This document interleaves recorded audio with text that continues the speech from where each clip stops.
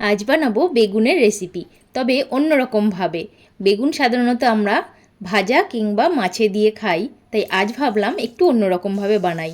প্রথমেই বেগুনগুলো চাকচাক করে কেটে নিয়ে তারপর নুন হলুদ মাখিয়ে নিয়ে বেশ ভালো করে দুটো পিঠ লাল লাল করে ভেজে নিয়ে নামিয়ে নেব।